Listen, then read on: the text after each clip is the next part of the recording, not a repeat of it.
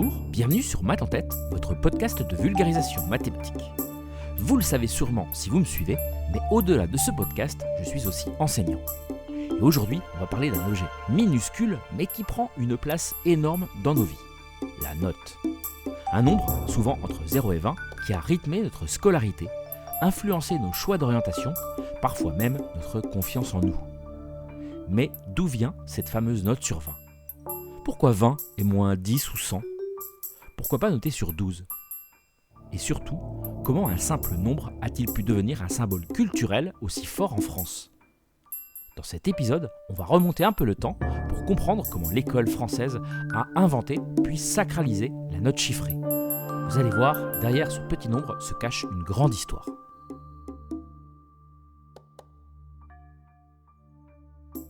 Avant les notes, l'école sans chiffres. Bon, 2 remarques pour commencer. Je n'ai nullement l'intention de rouvrir de vieilles blessures ici, d'être à l'origine d'anciens cauchemars de classe ou je ne sais quoi. Bon, à la limite, un sourire en souvenir du 19 sur 20 que vous aviez eu en flûte à bec, pourquoi pas. Je n'ai pas non plus l'intention de me lancer dans une tribune sur la place de la note à l'école aujourd'hui. Un jugement subjectif, donc imparfait. Le débat est vaste et mon opinion a autant de valeur que la vôtre. Ceci étant dit, on va un peu remonter le temps donc pour aller aux sources de cette notation sur 20 qui nous est si familière. Imaginez une salle de classe du XVIIIe siècle sous l'Ancien Régime. Pas de copie couverte de rouge, pas de moyenne trimestrielle. Le maître juge à l'œil. Bon élève, médiocre, à encourager. Rien n'est standardisé. L'absence de système chiffré fait que chaque maître a ses propres codes. L'évaluation est un art, pas encore une science. Bon, je mets ça entre guillemets, évidemment. D'ailleurs, certains maîtres tenaient de véritables carnets secrets où ils consignaient leurs impressions sur les élèves. Bon esprit, peu de mémoire, caractère difficile. On est très loin de la pseudo-neutralité qu'on associe aujourd'hui à une note chiffrée. Mais quand même, l'influence des concours, notamment militaires et administratifs, amène à une recherche de la quantification de la performance et ces concours commencent à introduire des classements chiffrés.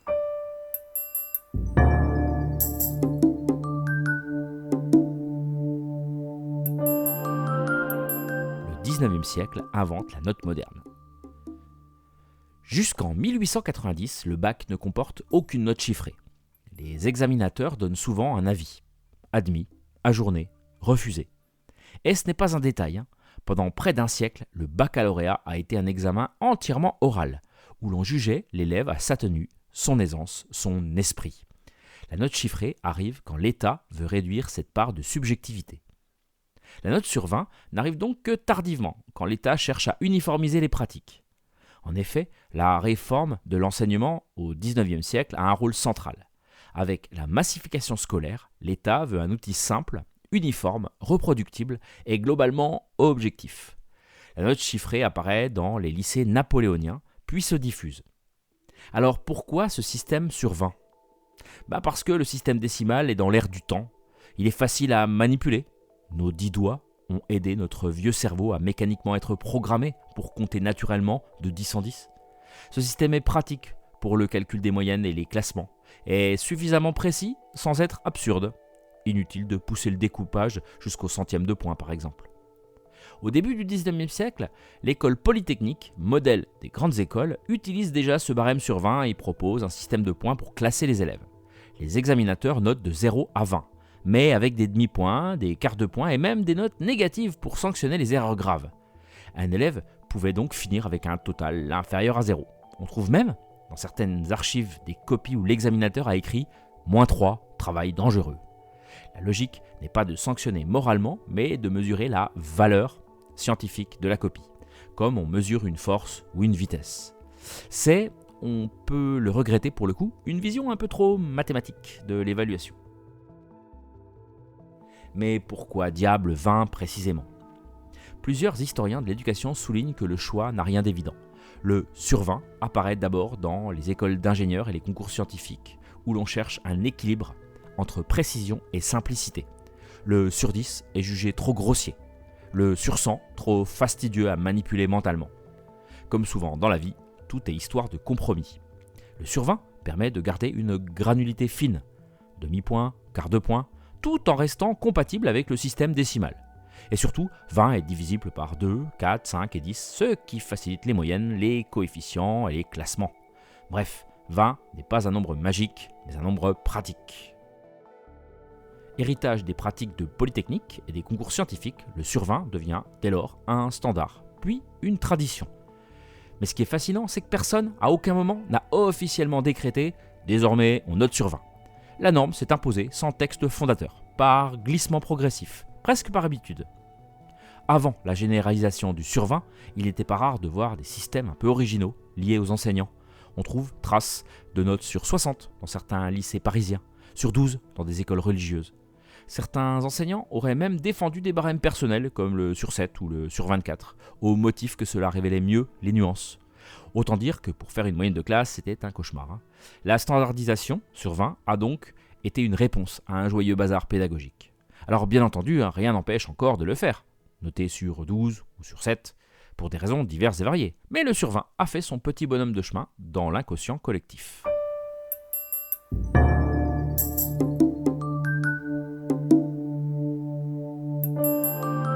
La note aujourd'hui, un symbole qui résiste. De nos jours, les débats pédagogiques sont bien là. La note sur 20 est parfois critiquée, jugée trop sévère, trop réductrice, génératrice d'anxiété, trop centrée sur l'erreur. A noter qu'au XIXe siècle, certains professeurs utilisaient le 0 comme punition morale. On trouve dans les archives des mentions comme 0 de paresse ou 0 d'insolence. La note n'évaluait pas seulement un travail, mais aussi le comportement. Mais même en tant que marque d'évaluation d'un travail écrit ou oral, la note questionne encore aujourd'hui. Les alternatives se multiplient, avec les évaluations par compétences, les ceintures de niveau, les feedbacks qualitatifs, les évaluations formatives. Mais la note sur 20 résiste. Pourquoi ? Peut-être par tradition, par inertie institutionnelle, parce qu'elle est un outil de lisibilité sociale. Elle reste un repère social puissant. Il ne faut pas non plus minimiser la place de la note dans l'imaginaire collectif français, un marqueur culturel autant qu'un outil scolaire. Avoir 18, c'est l'excellence. Avoir 10, c'est la moyenne. Avoir 5, c'est la catastrophe. Un simple nombre, mais un symbole culturel donc. A noter tout de même que ce rapport affectif aux chiffres est très français. Dans d'autres pays, un 70% est une bonne note. En France, un 14 sur 20 peut être vécu comme une déception. La note n'est pas seulement un outil, c'est un langage social. Et puis avouons-le, même adultes, on continue à se noter. On note les restos, les films, les applis, parfois même nos propres journées. La note est devenue un réflexe culturel, presque un automatisme. On note tout aujourd'hui, que ce soit sur Google ou ailleurs. Votre garagiste, votre coiffeur, votre docteur, pour le meilleur ou pour le pire. On pourrait conclure en précisant que la note, ce n'est pas une mesure. Ce n'est pas un jugement implacable et sentencieux sur une personne.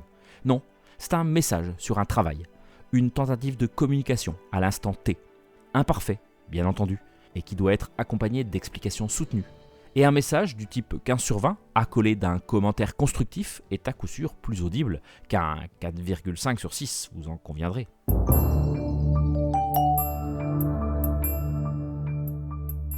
Le comble d'un épisode sur la note ? Ce serait à coup sûr de vous demander d'aller noter cette émission sur votre appli d'écoute, vous ne croyez pas ?